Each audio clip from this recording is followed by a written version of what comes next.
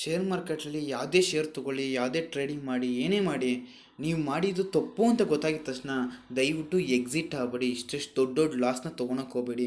ನೀವು ಒಬ್ರು ಬಿಗಿನರ್ ಆಗಿದೆ, ಚಿಕ್ಕ ಚಿಕ್ಕ ಕ್ವಾಂಟಿಟಿಯಿಂದ ಸ್ಟಾರ್ಟ್ ಮಾಡಿ. ನೋಡಿ, ಒಂದು ಬಿಗಿನರ್ ಆಗಿ ಇಷ್ಟು ದೊಡ್ಡ ಕ್ವಾಂಟಿಟಿ ತೊಗೊಂಡಿದ್ದಾರೆ. ನಮ್ಮ ಟೆಲಿಗ್ರಾಮ್ ಮೆಂಬರ್ ಒಬ್ಬರು ಅವ್ರು ಲಾಗಿನ್ ಮಾಡಿ ಕಳಿಸಿದ್ರು, ಅದಕ್ಕೆ ಲಾಗಿನ್ ಮಾಡಿ ಚೆಕ್ ಮಾಡಿದೆ.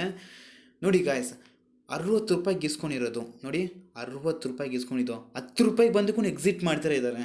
ಎಂತಕ್ಕೆ ಇಲ್ಲಿ ಇನ್ನೊಂಚೂರು ಮೇಲಕ್ಕೆ ಹೋಗ್ಬಿಡ್ತು, ಇನ್ನೊಂಚೂರು ಮೇಲಕ್ಕೆ ಹೋಗ್ಬಿಟ್ಟೆ. ಅದೇ ಇಲ್ಲಿ ನೋಡಿ, ಇಲ್ಲ 63,000 ಪ್ರಾಫಿಟ್ ಲಾಸ್ ಆಗಿದೆ ಗೊತ್ತಾ.